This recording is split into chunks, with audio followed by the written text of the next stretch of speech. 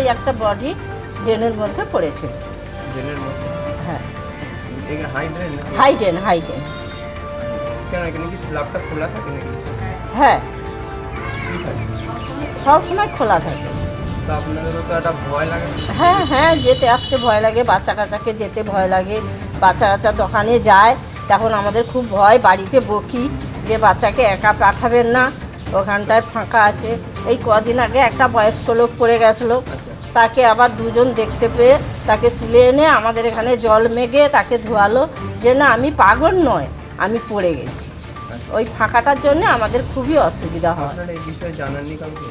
ওই সামনে party office আছে, ওরা তো আছে, আমরা আর কি বলবো। তো তারপরেও কোনো কাজ হয়নি? না জানার না, ভয় লাগে? ভয় তো লাগে। কি চাইছেন আপনি? ওখানটা বন্ধ করে দিন। বন্ধ করে দিলে সুবিধা হবে? হ্যাঁ, আমাদের যে বাইক ফাইক যায়, সাইকেল যায়, আমাদের তো অসুবিধা হয়। ভোরবেলা বেরোয় আমার ছেলেরা। আর আজকে সকালেই ওখানে ঘটনাটা ঘটেছে? হ্যাঁ। মানে গতকাল রাতে ঘটেছে না সকালে? না, আজকে আমরা সকালেই শুনেছি। কি শুনলেন? ওই ড্রেনের মধ্যে একটা বডি পাওয়া গেছে, কে বলছে পুতুল পড়ে আছে। তারপরে যখন একটু সরালো, দেখছে না উপর খেয়ে পড়ে আছে, আর মাথায় চুল কাটা, একটা ব্লাউজ পরা, কি একটা শাড়ি পরা, এইরকমই।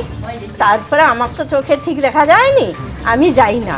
এইকে আমাদের ছাদ থেকে বৌমারা দেখছে যে, তারপরে তুলে ওরা নিয়ে চলে গেছে।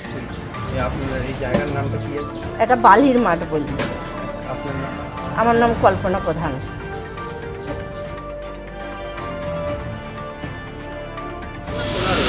না, হাইড্রেন ঢাকনা না, কিছু কিছু জায়গায় আপনাকে আমি বলছি যেগুলো এরকম বড় ড্রেন, যেগুলো দিয়ে সাধারণত মানুষ যাতায়াত করে না, সেই সব জায়গায় আমাদের কিছু জায়গায় ড্রেন খুলে রাখতে হয়, যাতে করে বিশেষ করে এই বর্ষায় আমাদের ড্রেনগুলো ক্লিন করার জন্য। কিন্তু এগুলো মোস্টলি থাকে হচ্ছে যেখান দিয়ে পেডেস্ট্রিয়ান এরিয়া নয়, সেই জায়গাগুলোতে আমরা করে রাখি। যেখানে মানুষ হাঁটাহাঁটি করে এরকম জায়গায়, সেখানে কিন্তু স্ল্যাব দিয়ে আমরা কভার করে দিই, অথবা ম্যানহোল দেওয়া থাকে যেগুলো বন্ধ থাকে।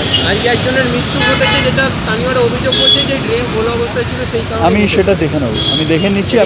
পুরসভা তরফ থেকে কোনো তদন্ত আমি বিস্তারিতভাবে তথ্যটা জেনে নিচ্ছি, কী ঘটেছে জেনে আমি তারপর।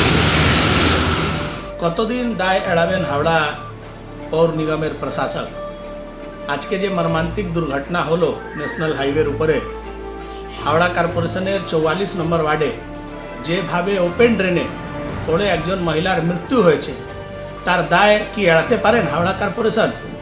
সেখানে একটা আন্ডারপাসের ওখান থেকে হাওড়া কর্পোরেশন পাম্প লাগিয়ে জল বের করে, লাগাতার হাওড়া শহরের জলমগ্ন অবস্থা। এই জলমগ্ন অবস্থাতে যদি ড্রেন ওপেন থাকে, তাহলে স্বাভাবিকভাবে দুর্ঘটনা হবে। এত লোক থাকার পর, এত ঘটনা ঘটার পরও কেন ঘুম ভাঙছে না হাওড়া কর্পোরেশনের? মুখ্যমন্ত্রীর এত ঝাড় শুনেছে, তারপরেও এদের কাজ করার পদ্ধতিতে কোনো রকমই কোনো বদলাও হচ্ছে না। কদিন আগে সালকিয়াতে যেভাবে বিদ্যুৎ পৃষ্ঠ হয়ে মারা গেছে একজন তরুণী, সেখান থেকে শিক্ষা নিচ্ছে না। হাওড়ার 60% থেকে বেশি এলাকায় অল্প বৃষ্টিতে জলমগ্ন হয়ে যায়। সে জল জমার অবস্থায় কোথায় ড্রেন খোলা আছে, কোথায় নর্দমার উপরে স্ল্যাব নেই, এই দেখার কাজ কার? এই কাজ কি এড়াতে পারে হাওড়া কর্পোরেশন? যেভাবে পৌর প্রশাসক বলছেন, এটা তো নির্লজ্জের মতন কথা। লোকের প্রাণ চলে যাচ্ছে আর উনি দায় এড়াচ্ছেন, এর দায় ওর দায়। তাহলে ওই নর্দমা পরিষ্কার উনি কেন করেন? উনি খোঁজ নিয়ে দেখেছেন যে ওই নর্দমা পরিষ্কারের দায়িত্ব কার? যার নর্দমা পরিষ্কারের দায়িত্ব, তারই দায়িত্ব হচ্ছে সেখানকার স্ল্যাব দেখা, ড্রেনের কভার দেখা, সব কাজই কর্পোরেশনের। কর্পোরেশন নিজের কাজ করতে পারছে না, দুর্ঘটনা হলে দায় এড়াবার চেষ্টা করছে। আমার নাম উমেশ রায়, আমি বিজেপির রাজ্য সম্পাদক।